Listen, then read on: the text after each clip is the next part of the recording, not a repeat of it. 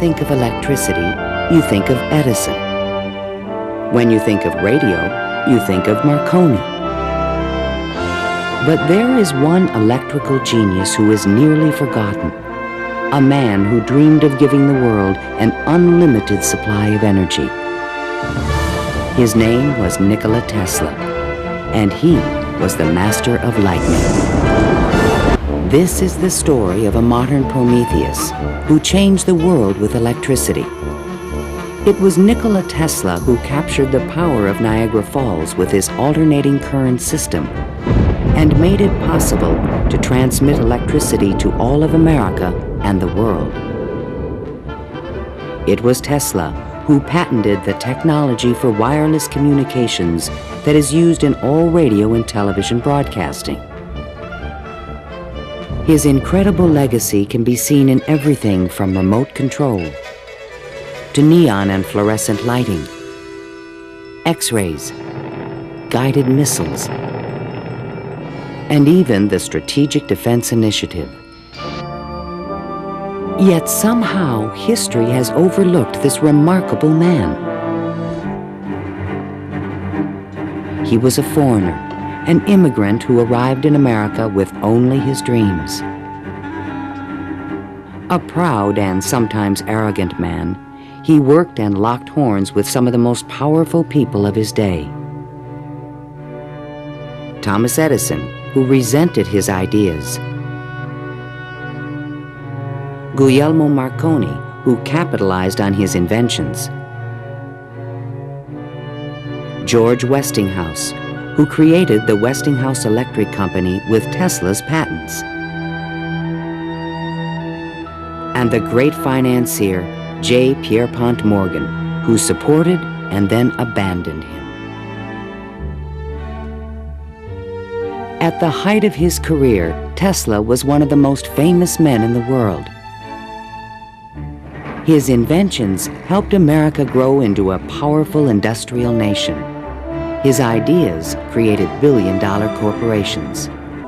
Over the next 5 years, 22 U.S. patents were awarded to Nikola Tesla for AC motors, generators, transformers, and transmission lines, the most valuable patents since the invention of the telephone. Tesla invented a unique device, still known today as a Tesla coil. The Tesla coil is an instrument that can step up voltages to high voltages at high frequencies. That essentially transmits a radio signal. This patent, filed by Tesla in September 1897, is the fundamental technology for radio. Tesla was the one with the real vision in which you would broadcast signals on a definite carrier frequency, and then you would have a series of antennas that were sensitive to one frequency only, tuned to a certain frequency, and would detect just one of these signals and make an intelligible transmission. Once again, his vision describes the world that we live in. In the summer of 1899, Tesla moved to Colorado Springs, Colorado, to conduct a series of secret experiments. He told curious local reporters that he intended to send a wireless message from Pikes Peak to Paris for the Paris Exposition of 1900. But his plans were even more ambitious. I came to the conclusion that it would be ultimately possible, with very little elevation, to transmit electrical power through the upper atmosphere. Just outside the city, he constructed an experimental station with sliding roof panels. A quote in Italian from Dante's Inferno hung by the entrance of the strange wooden structure. It read, "Abandon hope, all ye who enter here." Inside the station, he began to assemble the largest Tesla coil ever built, which he called the magnifying transmitter. An antenna rose 145 feet above the building, crowned with a copper foil sphere.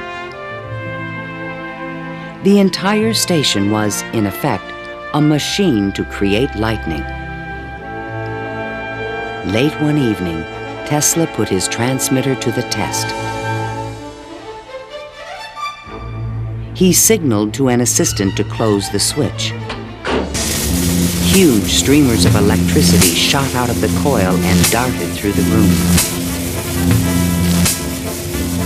The sound of the exploding discharges was deafening.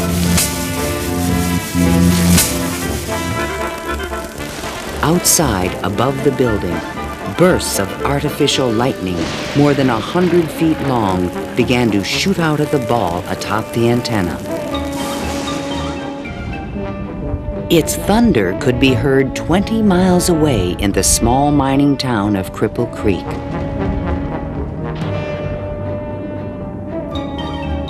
Suddenly, the lightning stopped, and the entire city of Colorado Springs was plunged into darkness.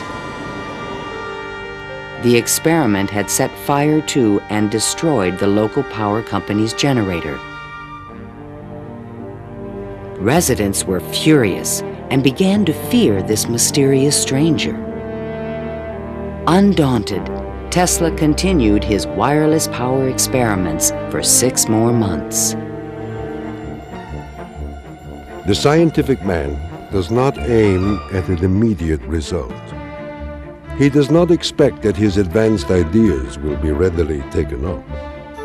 His work is like that of the planter for the future. His duty is to lay the foundation for those who are to come and point the way. He was special. I mean, he was unique. He was unusual in all sorts of ways. And if we are to understand our own creativity, our own ability to invent, there's an awful lot to be learned by studying the way in which he created.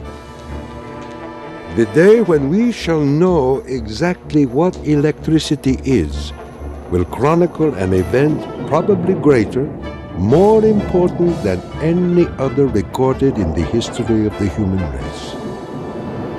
Then it will be a mere question of time when men will succeed in attaching their machinery to the very real work of nature. See the excitement coming. Richard Mathias' keen interest in electrical and electronics began at a very early age when he frequented the world-famous Griffith Park Observatory in the Hollywood Hills of Southern California. He became fascinated with Nikola Tesla and his many inventions, including the Tesla Coil, while attending junior high school in Southern California. The observatory had installed a 1 million volt conical Tesla coil in the mid-1930s, which continues to be one of their most visited demonstrations, with over 350,000 people annually marveling at the lightning array generated by this conical-shaped coil.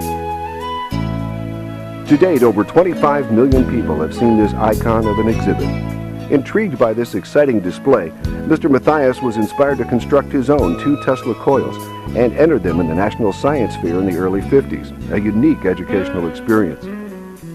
The fellow pictured on the right is Richard's school buddy, who assisted him in the exhibit installation. This exciting exhibit literally sparked Richard's enthusiasm to enter the exciting field of electrical engineering, where he spent his entire professional career. First working for Westinghouse Electric in their Industrial Electrical Engineering Department for nearly 5 years, and then with General Electric Company for over 30 years in electric utility power generation, transmission, and automation.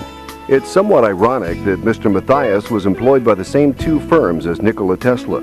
He started in this country with Alva Edison, who essentially created GE, and then with George Westinghouse, pictured here at the left, who created Westinghouse Electric Corporation.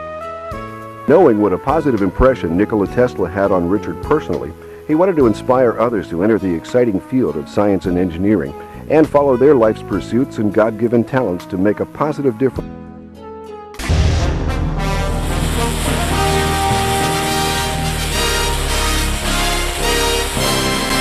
A what? A Tesla coil? Nikola Tesla was a great inventor and scientist. He's the guy that made electricity available to everybody. I thought Edison invented electricity. Edison was another inventor, and along with Tesla, he actually worked together for a while making generators. Tesla was interested in AC, but Edison preferred working with DC. This started the Great War of the Currents.